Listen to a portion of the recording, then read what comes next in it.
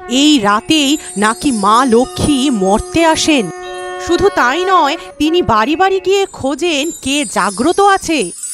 হ্যাঁ, একদম ঠিক ধরেছেন, আমি বলছি কোজাগরি রাতের কথা। এই রাতেই ঘরে ঘরে জাগ্রত হয়ে মানুষের লক্ষ্মী পূজা করে, যাকে বলা হয় কোজাগরি লক্ষ্মী ব্রত।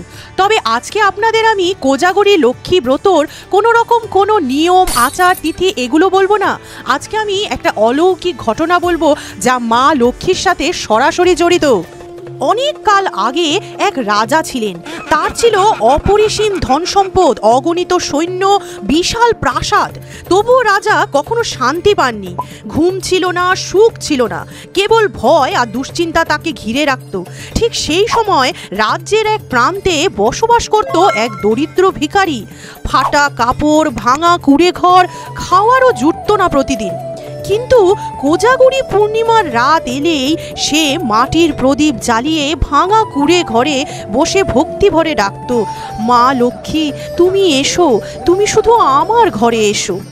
রাজার প্রাসাদে যদিও বা সোনার প্রদীপ জ্বলত, শত শত পুরোহিত মন্ত্র পাঠ করত, অথচ দেবী লক্ষ্মী সেই প্রাসাদে প্রবেশও করতেন না।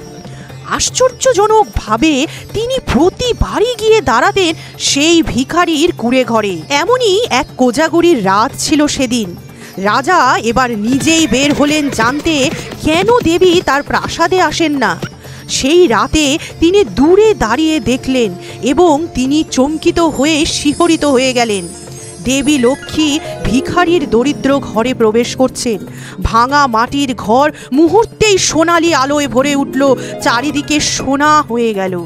কুড়ে ঘর পরিণত হলো সোনার প্রাসাদে। রাজা বিস্ময়ে হতবাক। তিনি দেবীর কাছে প্রার্থনা করলেন, এ কি মা, আমি ধন সম্পদে ভরা, তবুও তুমি আমার ঘরে কেন আসো না মা? তখন দেবী লক্ষ্মী করুণ হাসি দিয়ে বললেন, রাজা তুমি শুধু ধন চেয়েছ, ভক্তি নয়। ভিখারি কিছুই চাইনি, শুধু আমায় চেয়েছে। আমি সেই ঘরেই আসি রাজা, যেখানে আমায় ভক্তি ভরে ডাকা হয়, যেখানে আন্তরিক ভালোবাসা থাকে। এই বলে দেবী ভিখারির কপালে হাত রাখলেন এবং রাজার দিকে আর ঘুরেও চাইলেন না। ভিখারির দরিদ্র মুহূর্ত নিমেষেই হয়ে গেল দূর। এরপর থেকে রাজা বুঝলেন প্রকৃত সম্পদ কেবল সোনারূপো নয়, প্রকৃত সম্পদ ভক্তি আর বিশ্বাস। তাই কোজাগরি পূর্ণিমায় বলা হয় যে আন্তরিক ভক্তি নিয়ে মা লক্ষ্মীকে ডাকেন, দেবী নিজে তার ঘরে প্রবেশ করেন। আজও সেই পূর্ণিমার রাতে দেবী নেমে আসেন, ঘরে ঘরে খোঁজেন কে জাগ্রতী, কে জেগে আছে, কে একটি ছোট্ট প্রদীপ জ্বালিয়ে মার অপেক্ষায় সারা রাত বসে আছে।